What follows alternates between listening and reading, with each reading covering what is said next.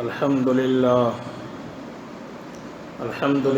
نحمده ونستعينه ونستغفره ونؤمن به ونتوكل عليه ونعوذ بالله من شرور أنفسنا ومن سيئات أعمالنا من يهد الله فلا مضل له ومن يضلله فلا هادي له ونشهد أن لا إله إلا الله وحده لا شريك له ونشهد أن سيدنا وسندنا ومولانا محمدا عبده ورسوله فقد قال الله تبارك وتعالى في القرآن المجيد أعوذ بالله من الشيطان الرجيم بسم الله الرحمن الرحيم يا أيها الذين آمنوا اتقوا الله ولتنظر نفس ما قدمت لغد واتقوا الله إن الله خبير بما تعملون صدق الله العظيم رب اشرح لي صدري ويسر لي أمري واحلل عقدة من لساني يفقه قولي. معزز سامعین کرام، رمضان المبارک کا مہینہ اپنی آب و تاب، اپنی شان آن بان کے ساتھ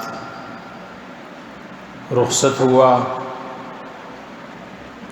بندگان خدا نے رمضان کے مبارک مہینے میں اپنے اعمال حسنہ میں اضافہ کیا.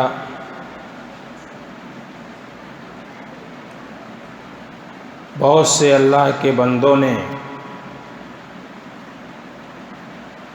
احکام الہی پر عمل پیرا ہونے کے ساتھ ساتھ جو بھی ان سے بن پڑا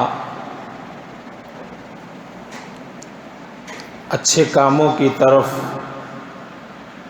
نیک کاموں کی طرف وہ سبقت کرتے رہے، دوڑتے رہے. نیکیوں کے اعمال و افعال کی طرف عام دنوں کے مقابلے میں زیادہ توجہ اور اس کی فکر کرتے رہے.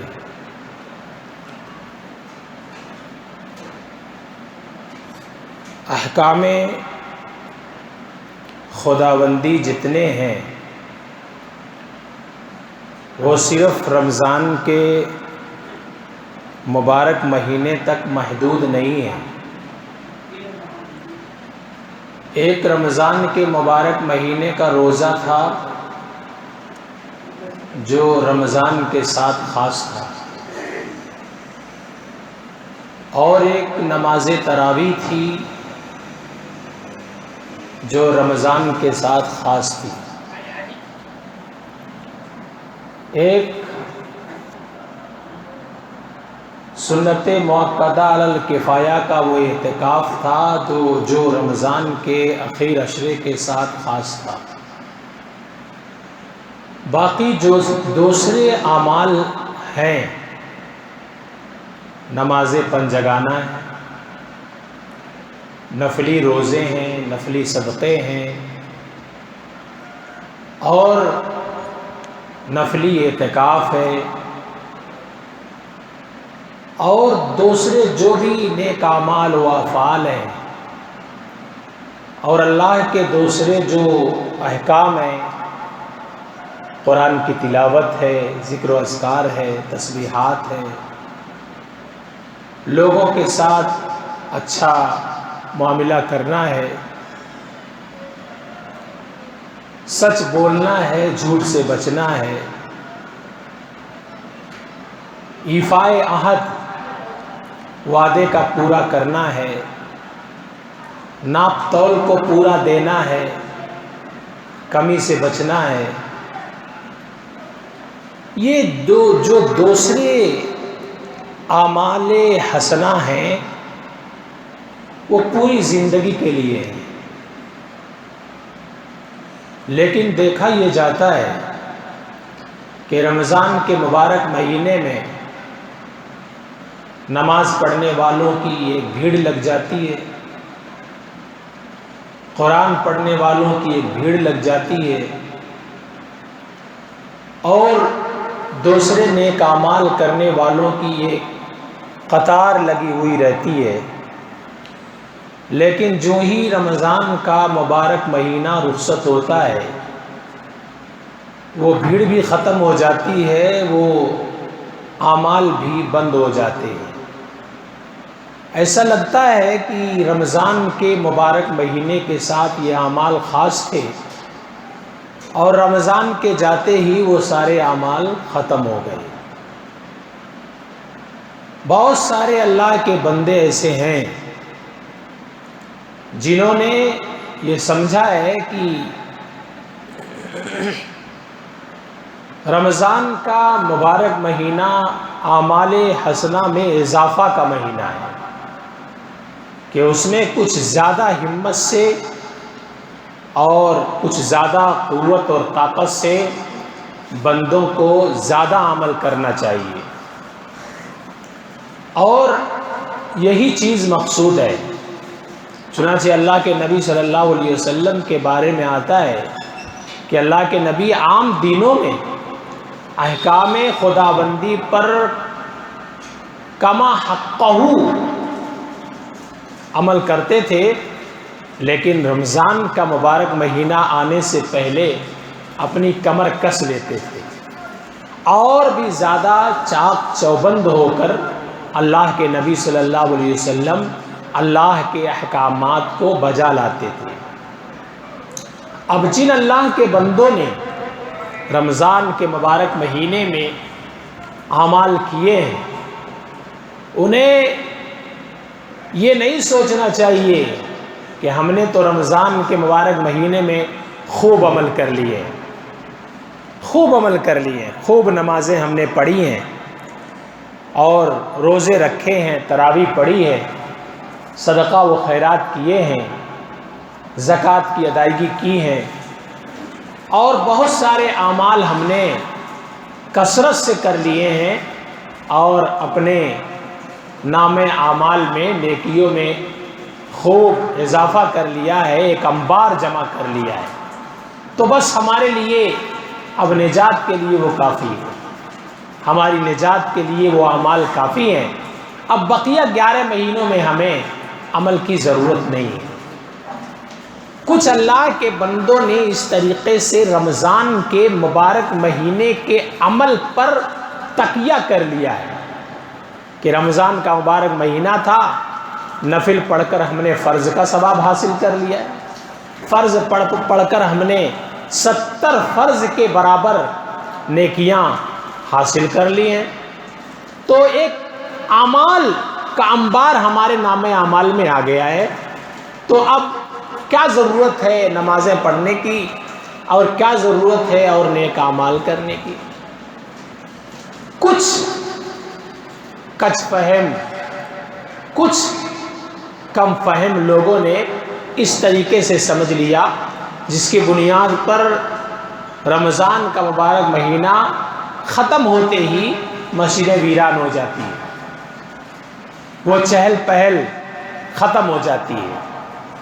یہ غلط فہمی ہے جو لوگوں کے اندر پھیل چکی ہے، اس غلط فہمی سے ہمیں اپنے آپ کو نکالنا چاہیے اور کبھی بھی اعمال پر بھروسہ نہیں کرنا چاہیے۔ ہم کتنے بھی اعمال کر لیں، کتنی بھی نمازیں پڑھ لیں اور کتنی ہی تلاوت کر لیں اور کتنے ہی صدقہ و خیرات کر لیں، ہمیں اپنے اعمال پر بھروسہ نہیں کرنا چاہیے، اس لیے کہ اعمال دخول جنت کا بدل نہیں ہے، اعمال دخول جنت کا، جنت میں داخل ہونے کا بدل نہیں ہے کہ ہم اعمال کریں گے تو جنت میں داخل ہو جائیں گے۔ اعمال دخول جنت کا سبب ہے، اعمال کرنا یہ جنت میں داخل ہونے کا سبب ہے، بدل نہیں ہے کہ ہم غرور میں آ جائیں، ہم فخر میں آ جائیں، ہم نخوت میں آ جائیں، ہم اترانے لگیں کہ ہم نے تو اتنے اعمال کر لیے ہیں، اب ہم کو اللہ کو جنت دینی ہی پڑے گی، اب تو ہم جنت کے مستحق بن ہی گئے، اب ہم کو جنت مل ہی جائے گی۔ ایسا کبھی نہیں ہو سکتا۔ آدمی جنت میں جائے گا اللہ کے فضل سے جائے گا، اللہ کا فضل ہوگا تو بندہ جنت میں جائے گا، اور اگر اللہ کا فضل نہیں ہوا تو بندے کو جنت نہیں ملے گی۔ لیکن اللہ کے فضل کو متوجہ کرنے والی چیزیں یہی نیک اعمال ہیں، یہی نیک اعمال ہیں۔ اس لیے کبھی بھی نیک اعمال سے آدمی دستبردار نہیں ہو سکتا کہ اب یہ بھی تکیہ کر کے بیٹھ جائے، جب اللہ کے فضل ہی سے جنت ملنی ہے اور اعمال جنت میں جانے کا بدل نہیں ہے تو پھر کیا ضرورت ہے اعمال کرنے کی۔ اس لیے علماء کرام نے اس کی خوب وضاحت و صراحت کی ہے کہ اعمال حسنہ ہی اللہ کے فضل کو متوجہ کرنے والے، اللہ کا فضل متوجہ ہوگا نیک اعمال ہی سے۔ اس لیے ہمیں نیک اعمال سے دستبردار نہیں ہونا چاہیے۔ تو جیسے ہمیں ایک جوش و خروش سے، ایک جذبے اور ہمت سے رمضان کے مبارک مہینے میں اپنے نیک اعمال میں اضافہ کیا، تو رمضان کے مبارک مہینے کے رخصت ہونے کے بعد بھی ہمیں ان اعمال حسنہ میں لگے رہنا چاہیے۔ لیکن غلط فہمی یہ ہے کہ وہ سارے اعمال ہی بند ہو جاتے، کمی اگر آئے تو کوئی بات نہیں، لیکن بند ہو جائیں وہ اعمال، یہ تو ہمارے مستقبل کے لیے خطرے کی گھنٹی ہوگی۔ علامہ ابن تیمیہ رحمۃ اللہ علیہ نے بہت بڑے چوٹی کے عالم ہیں، انہوں نے بیان فرمایا کہ اگر کسی کو یہ بات معلوم کرنی ہو کہ میں نے جو رمضان کے اندر نیک اعمال کیے ہیں، میں نے جو روزے رکھے ہیں، اور میں نے جو تراویح پڑھی ہے، اور میں نے جو تلاوت کی ہے، میں نے جو صدقہ و خیرات کیا ہے، میں نے جو زکوٰۃ کی ادائیگی کی ہے، اور میں نے جو حسن سلوک کا لوگوں کے ساتھ معاملہ کیا ہے، اور میں نے جو کثرت سے نفلیں پڑھی ہیں، اور جو بھی نیک اعمال میں نے کیے ہیں، وہ بارگاہ رب میں، رب کی بارگاہ میں قبول ہوئے ہیں کہ نہیں ہوئے ہیں۔ اگر کسی کو یہ معلوم کرنا ہو تو وہ رمضان کے رخصت ہونے کے بعد اپنے اعمال کو دیکھے۔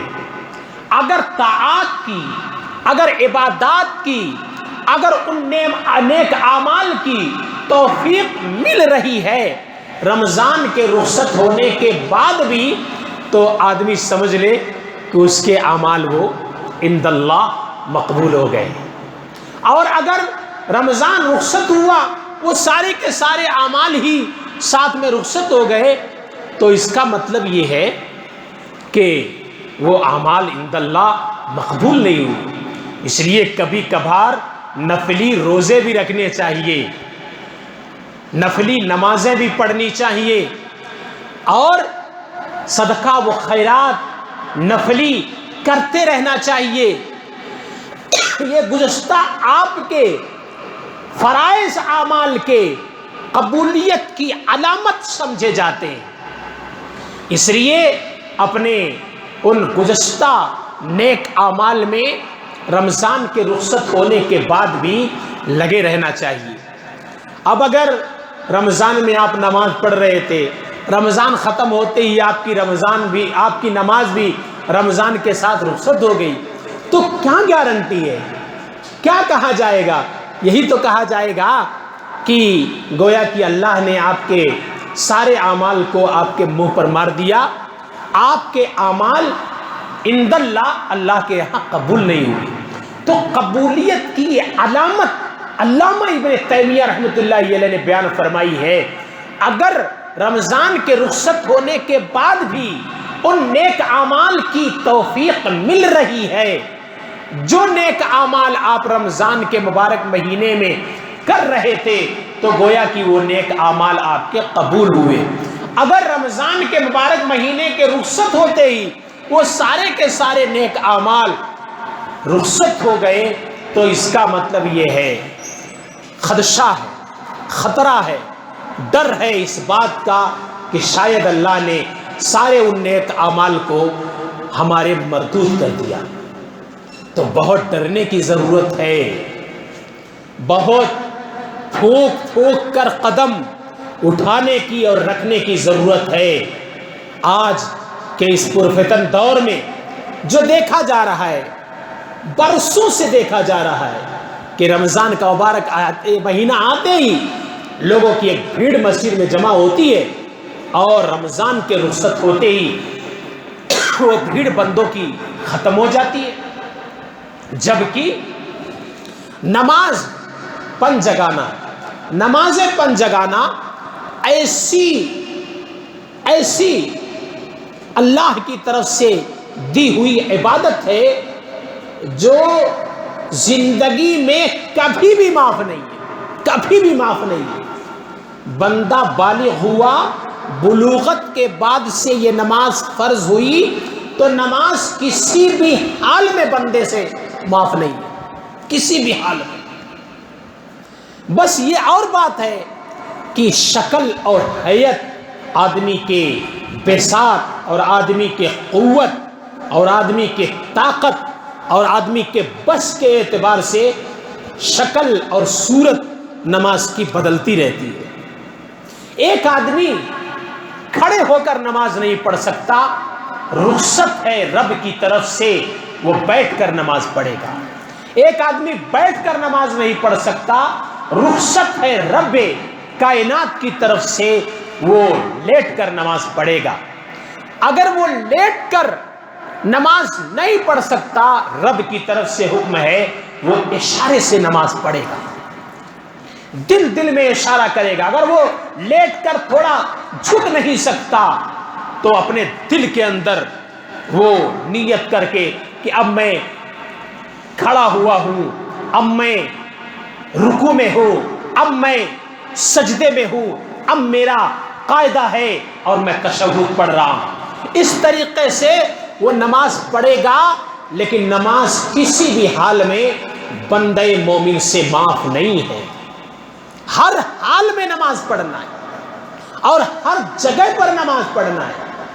آدمی گھر میں ہو، دکان میں ہو، کھیت میں ہو، کھلیان میں ہو، بازار میں ہو، اپنے میں ہو، غیروں میں ہو، خلوت میں ہو، جلوت میں ہو، کہیں بھی ہو، کہیں بھی ہو، نماز کسی بھی حال میں معاف نہیں ہے۔ صحت میں ہو، بیماری میں ہو، کسی بھی حال میں نماز معاف نہیں ہے، بس اس کی شکلیں صورتیں بدلتی رہتی ہیں۔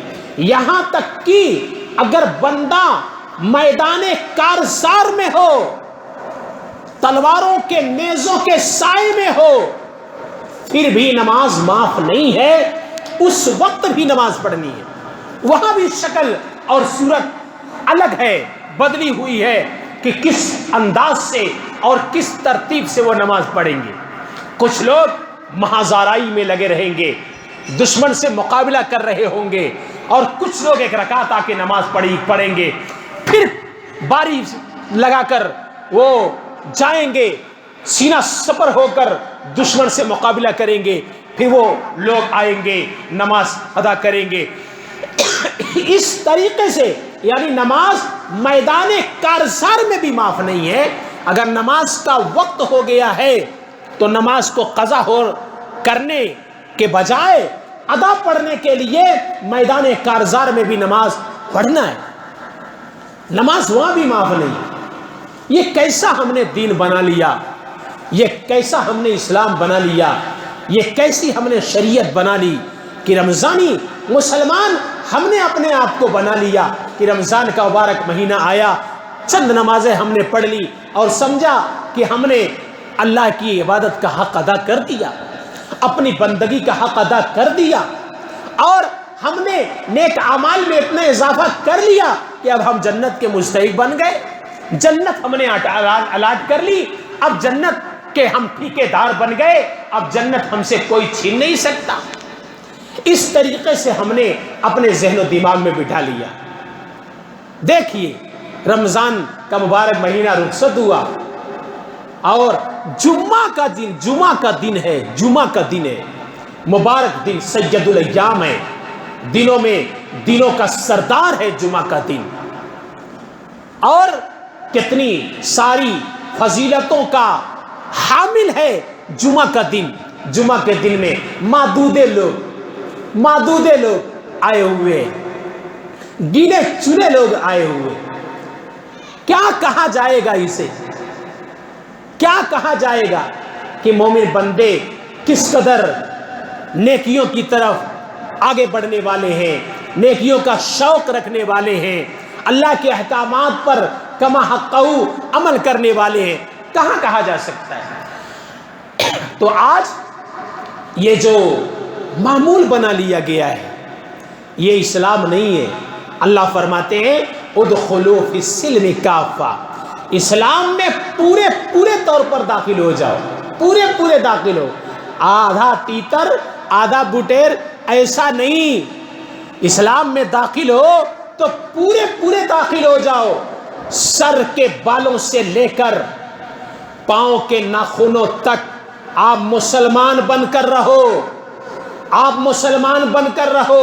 آپ کے سر کا بال دیکھ کر آدمی سمجھے یہ مسلمان ہے، آپ کا چہرہ دیکھ کر دنیا بولے یہ مسلمان ہے، آپ کی نگاہیں دیکھ کر دنیا بولے یہ مسلمان ہے، آپ کی زبان کی بول سے دنیا جانے یہ مسلمان ہے، آپ کے ہاتھ پاؤں کی حرکت سے دنیا جانے یہ مسلمان ہے، یہ مسلمان ہے، آپ کے لین دین سے دنیا جانے یہ مسلمان ہے، آپ کے شادی بیاہ سے دنیا جانے یہ مسلمان ہے، آپ کے سونے جاگنے سے دنیا جانے یہ مسلمان ہے۔ کیا ہے آج ہمارا سونا اور کیا ہے آج ہمارا جاگنا؟ رات دیر گئے تک اپنے آپ کو جگاتے ہیں اور دن چڑھے تک اپنے آپ کو سلاتے ہیں۔ یہ اسلام ہے، یہ دین ہے، یہ قرآن ہے، یہ حدیث ہے، یہ آثار صحابہ ہے۔ صحابہ کرام کی زندگیاں دیکھو، اپنے اکابر اولیاء اللہ، اپنے اسلاف کی زندگیاں پڑھو۔ رات میں عشاء کی نماز بھی گئی، عشاء کی نماز کے بعد نبی پاک صلی اللہ علیہ وسلم کا معمول تھا آقا سیدھا حجرے کی طرف جایا کرتے تھے، آرام فرماتے تھے، صبح سویرے آقا بیدار ہو جایا کرتے تھے۔ آج ہم نے اسلام کو الٹا کر دیا، اسلام کو الٹا کر دیا، رات میں دیر تک اپنے آپ کو جگاتے ہیں اور صبح کو دن چڑھے تک اپنے آپ کو سلاتے ہیں۔ یہ اسلام نہیں ہے۔ اللہ کے نبی کبھی کبھار امور مسلمین کے تعلق سے عشاء کی نماز کے بعد حضرت ابوبکر صدیق رضی اللہ تعالیٰ عنہ کو ساتھ میں لے کر کچھ گفتگو کیا کرتے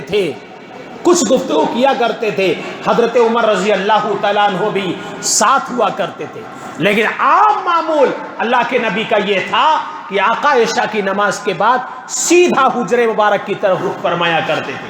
تعلیم دی ہے اللہ کے نبی نے، صحابہ کرام نے۔ ہمارا سونا، ہمارا جاگنا، اس سے دنیا جانے یہ مسلمان ہے، یہ مسلمان ہے۔ ہماری تجارت، ہمارا کاروبار، اس کو دیکھ کر دنیا جانے یہ مسلمان ہے۔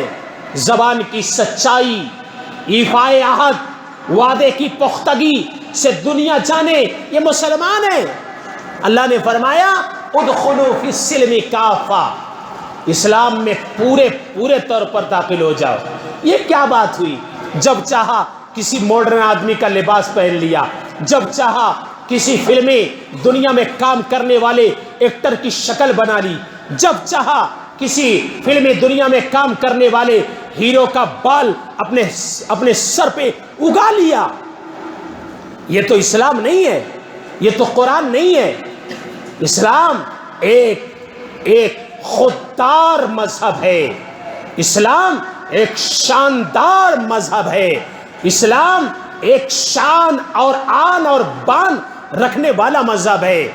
اور اسلام ایک ایسا مذہب ہے جو دنیا کو کلچر دینے کے لیے آیا، جو دنیا والوں کو اچھا طریقہ دینے کے لیے آیا، جو دنیا والوں کو اچھی رہن سہن دینے کے لیے آیا، جو دنیا والوں کو امن شانتی دینے کے لیے آیا.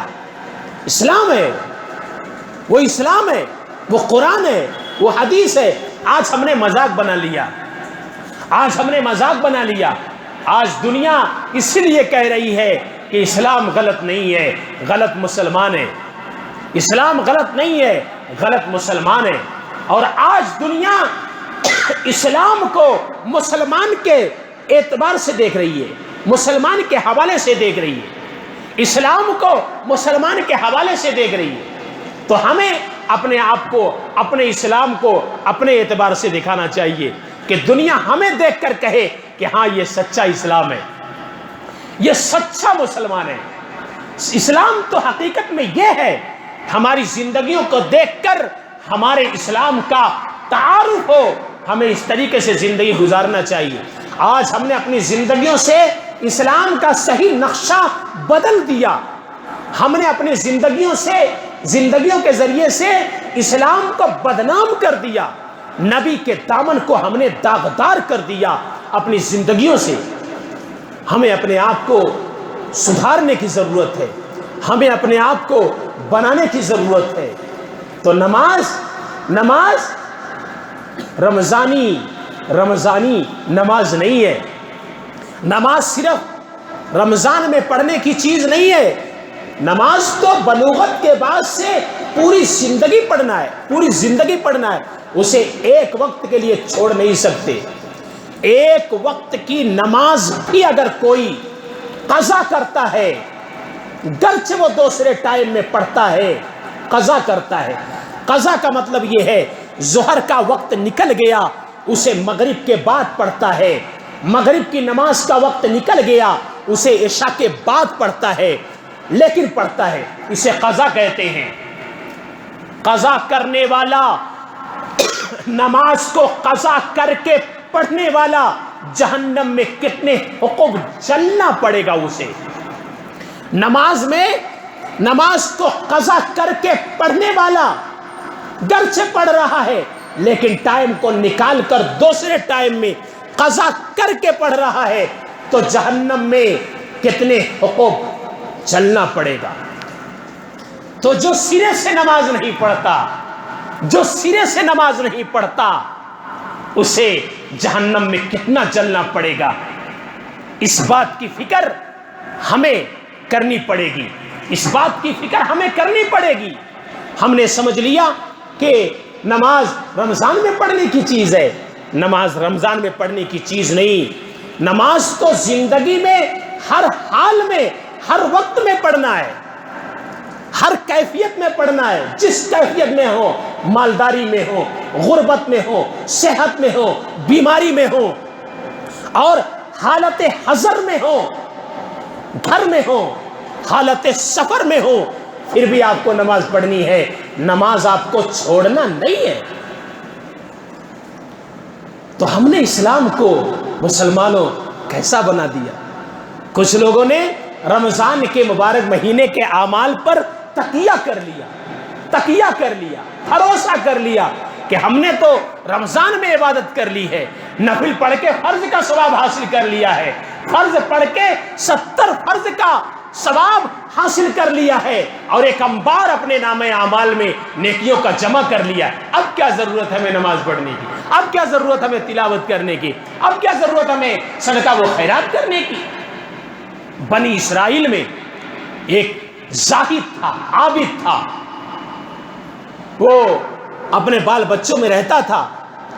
اس کے دل کے اندر فکر ہوئی کہ یار اپنے بچوں میں رہتا ہوں تو جیسے رب کی عبادت مجھے کرنی چاہیے میں ویسی رب کی عبادت نہیں کر پا رہا ہوں، اس لیے وہ اپنے بیوی بچوں کو اپنے گھر بار کو چھوڑ کر وہ نکل پڑا کہ بس اللہ کے لیے نکل جاتے ہیں، اللہ کے لیے نکل جاتے ہیں، بس خالی اللہ اللہ ہی کریں گے، اللہ کی عبادت ہی خالی کریں گے۔ چنانچہ وہ اپنے گھر بار کو اپنے بیوی بچوں کو چھوڑ کر وہ چلا گیا زاہدانہ عابدانہ زندگی گزارنے کے لیے، اور سمندر کے ایک ٹیلے پہ جا کے بیٹھ گیا۔ سمندر کے ایک ٹیلے پر، سمندر کے بیچ میں جا کے ٹیلے پر وہ بیٹھ گیا اور اللہ اللہ کرنا شروع کر دیا۔ اللہ تعالیٰ نے اس کے عبادت کی برکت سے وہاں پر اس ٹیلے پر انار کا ایک جھاڑ اللہ نے اگا دیا، اور اسی ٹیلے پر اللہ نے میٹھے چشمے ایک میٹھا چشمہ بھی ابال دیا۔ اب یہ کیا کرتا تھا، وہ جب اسے بھوک لگتی تو انار کے جھاڑ سے ایک انار نکالتا، توڑتا اور وہ کھا لیا کرتا تھا، اور میٹھے چشمے سے ایک کٹورا پانی وہ پی لیا کرتا تھا۔ اس طریقے سے انار کھا کر اور میٹھے سے ایک کٹورا میٹھا چشمے کا پانی پی کر پیاس مٹا کر وہ عبادت کرتا تھا۔ پہلی شریعتوں میں، پہلے نبیوں کی شریعتوں میں یہ رہبانیت یعنی بیوی بچوں کو چھوڑ کر، گھر بار چھوڑ کر بس اللہ کی عبادت میں لگ جانا، یہ رہبانیت جائز تھی۔ لیکن شریعت اسلام میں رہبانیت جائز نہیں ہے۔ یہ شریعت اسلام کی اور شریعت محمدیہ کی خوبصورتی ہے، یہ شریعت محمدیہ کا ترہ امتیاز ہے، یہ شریعت محمدیہ کی شان ہے، امتیازی شان اور پہچان ہے کہ اس میں رہبانیت نہیں ہے۔ آپ بیوی بچوں کو چھوڑ کر نہیں جائیں گے، آپ اپنے بیوی کے پاس رہیں، آپ اپنے بچوں میں رہیں، آپ اپنے گھر میں رہیں، آپ اپنے فیملی میں رہیں، اپنے گھر بار کے ساتھ رہ کر اللہ کی عبادت کریں، اللہ کی عبادت کریں، اللہ والی کریں، اللہ کے احکامات پر چلیں، گھر بار میں رہنے کے ساتھ ساتھ، بیوی بچوں میں رہنے کے ساتھ ساتھ اپنی ضروریات، اپنے بیوی بچوں کی ضروریات پوری کرنے کے ساتھ ساتھ احکام خداوندی پر عمل پیرا رہے۔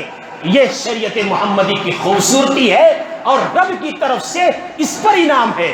کوئی بندہ اپنے بیوی بچوں کو چھوڑ کر رہبانیت کی زندگی گزارنے کے لیے الگ تھلگ ہو کر صرف اللہ کی عبادت کرے تو اللہ کا انعام نہیں ہوگا، اللہ کی مار ہوگی ایسے شخص پر۔ یہ شریعت مطہرہ ہے، یہ شریعت محمدی ہے۔ تو وہ زاہد، وہ عابد اس طریقے سے وہ انار کھاتا رہا اور میٹھے چشمے سے پانی پیتا رہا۔ اس طریقے سے اللہ نے اس کے زندگی میں برکت دی۔ 500 سال تک، 500 سال تک اس طریقے سے اللہ نے اس کو زندگی دی، عمر دی۔ 500 سال تک یہ عبادت کرتا رہا، 500 سال تک عبادت کرتا رہا۔ کتابوں میں لکھا ہے کہ اس نے یہ دعا بھی کی کہ میرے رب میری روح سجدے کی حالت میں نکالنا، میری روح سجدے کی حالت میں نکالنا۔ رب نے اس کی یہ دعا قبول کی، اور اس نے یہ بھی دعا کی میرے رب سجدے کی حالت میں قیامت تک میرے جسم کو محفوظ رکھنا۔ رب نے اس کی یہ بھی دعا قبول کی۔ چنانچہ وہ حالت سجدہ میں مرا، روح اس کی حالت سجدہ میں قبض کی گئی، اور وہ ابھی تک حالت سجدہ میں ہے، اور قیامت تک اللہ تعالیٰ اس کے جسم کی حفاظت فرمائیں گے۔ کتابوں میں لکھا ہے کہ اللہ تعالیٰ نے اس ٹیلے پر بڑے بڑے جھاڑ اگا دیے ہیں، ہیبت اور ڈر اور خوف اس سے ٹپکتا ہے، وہاں پر کوئی جانے کی ہمت اور بساط نہیں رکھتا۔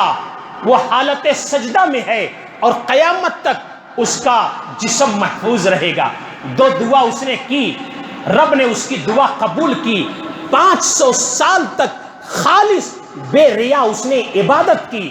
اس کے دل کے اندر ایک غرہ آیا, اس کے دل کے اندر یہ تکبر آیا کہ میں نے 500 سال تک رب کی عبادت کی ہے, رب کی عبادت کی ہے.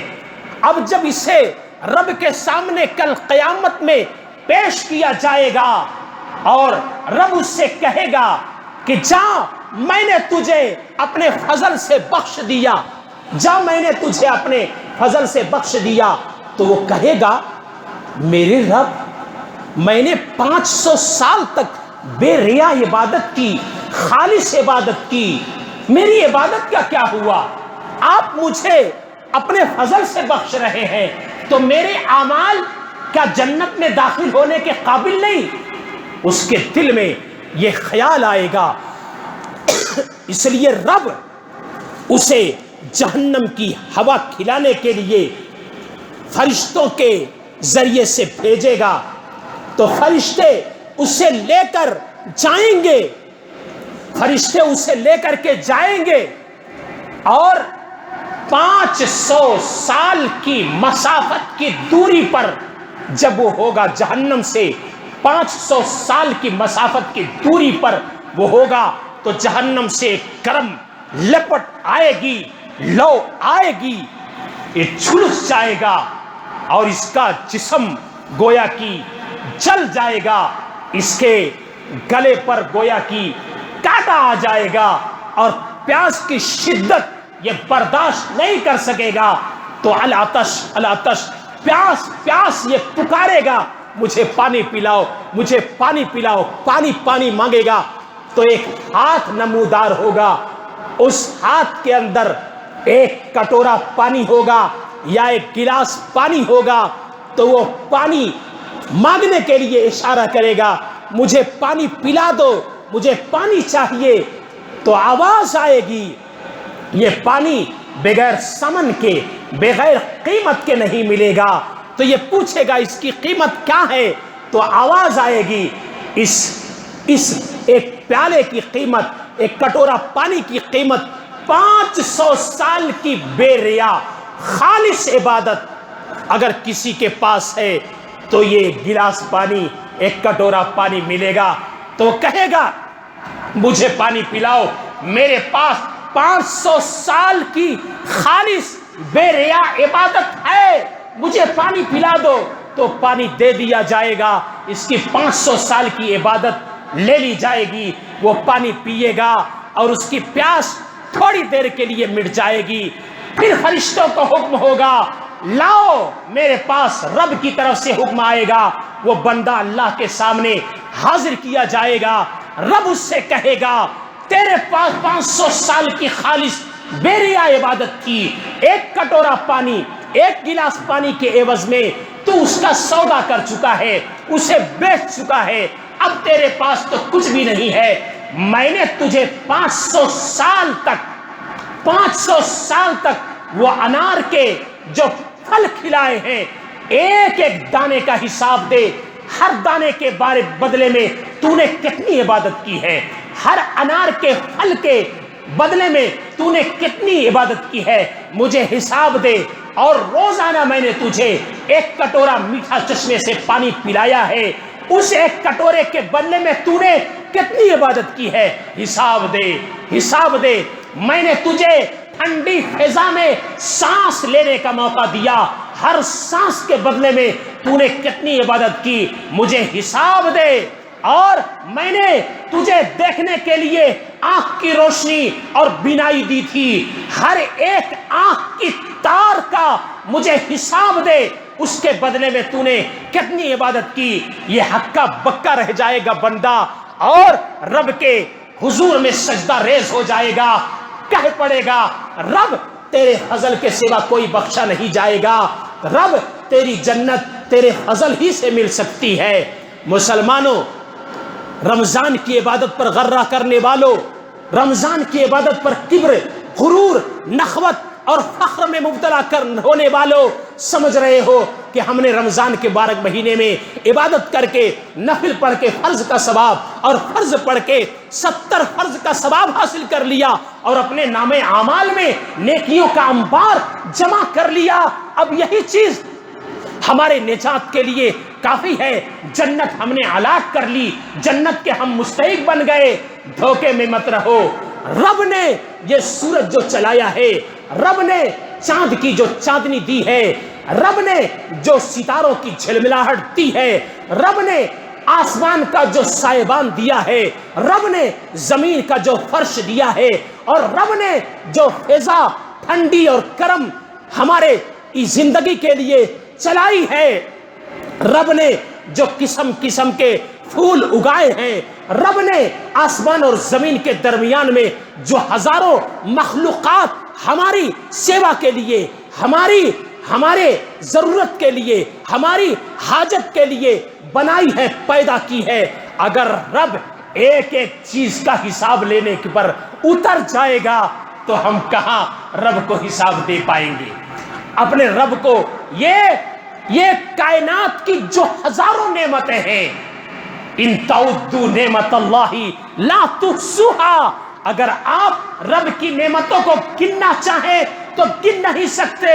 کائنات کی خارجی دوسری نعمتوں کو چھوڑ دو، خود اپنے جسم کی نعمتوں کو اگر بندہ گننا چاہے اور اپنے جسم کی نعمتوں کا رب کو حساب دینا چاہے تو بندہ اپنے رب کو حساب نہیں دے سکتا۔ یہ زبان کی گویائی کتنی بڑی نعمت ہے، کسی گنگے سے جا کے پوچھ لو۔ کان کی سماعت کتنی بڑی رب کی نعمت ہے، کسی بہرے سے جا کے پوچھ لو۔ یہ آنکھ کی بصارت کتنی بڑی نعمت ہے، کسی اندھے سے جا کے پوچھ لو۔ اور یہ دماغ کی سوچ کتنی بڑی نعمت ہے، کسی پاگل سے جا کے پوچھ لو۔ یہ ہاتھ کی حرکت کتنی بڑی نعمت ہے، کسی لولے سے جا کے پوچھو۔ یہ پاؤں کی حرکت، یہ صحت کتنی بڑی نعمت ہے، کسی لنگڑے سے جا کے پوچھو۔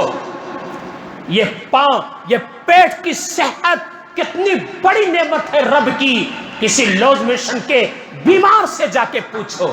ایک دو بار جسم کا پیخانہ پانی کے شکل میں، جسم کے فضلات پانی کے شکل میں نکل جائے تو پورا جسم مزمحل ہو جاتا ہے، جسم کی قوت گویا کی جسم سے خارج ہو جاتی ہے۔ رب نے یہ جو احسان کیا ہے، پانی بندہ پیتا ہے فضلات کی شکل میں، پیشاب کی شکل میں خارج ہو جاتا ہے، کتنی بڑی نعمت ہے۔ اور کتنے گلاس پانی دن کے اندر روزانہ پیتے ہو اور فضلات کی شکل میں، پیشاب کی شکل میں وہ خارج ہو جاتا ہے، کتنی بڑی رب کی نعمت ہے۔ اگر ایک دن رب ایسا کر دے پانی پیو، ایک دن رب ایسا کر دے پانی پیو اور جسم سے فضلات کی شکل میں پیشاب نہ نکلے تو ہمارا دو ہی ٹھکانہ بنے گا، یا تو ہاسپٹل یا قبرستان۔ یا تو ہاسپٹل جانا پڑے گا، وہاں نکل گیا تو ٹھیک ہے، نہیں تو قبرستان میں منو مٹی میں قبر میں جا کے دفن ہونا پڑے گا۔ ہزاروں لاکھوں گلاس زندگی میں بندہ پانی پیتا ہے اور رب اسے سہولت آسانی کے ساتھ پیشاب کی شکل میں خارج کر دیتا ہے۔ ان رب کی نعمتوں کا ہم شکر ادا کہاں کر سکتے؟ کتنے پاپی ہیں ہم، کتنے ناہنچار ہیں ہم، کتنے نافرمان ہیں ہم، اور کتنے عاصی اور گنہگار اور اللہ کے ناشکرے احسان فراموش ہیں ہم کہ ہم اتنی رب کی نعمتوں کو پانے کے باوجود بھی دن میں 5 مرتبہ رب اپنے بارگاہ میں بلا رہا ہے اور سجدہ شکر ادا نہیں کر رہے، سجدہ شکر ادا نہیں کر رہے۔ مسلمانوں، نوجوانوں، تھوڑی دیر کے لیے سوچو، احساس پیدا کرو اور رب کے دربار میں آ کے سجدہ شکر بجا لاؤ، ہر حال میں بجا لاؤ، ہر حال میں بجا لاؤ۔ اللہ تعالی ہم تمام کو کہنے اور سننے سے زیادہ سمجھنے کی اور رب ہمیں اس پر عمل کرنے کی توفیق عطا فرمائے۔ وآخر دعوانا الحمدللہ رب العالمین۔ نماز سے فارغ ہونے کے بعد اللہ کے گھر کے اخراجات اور اس کی ضروریات کے لیے دیتے ہوئے جائیں۔ اللہ آپ کے دینے کو قبول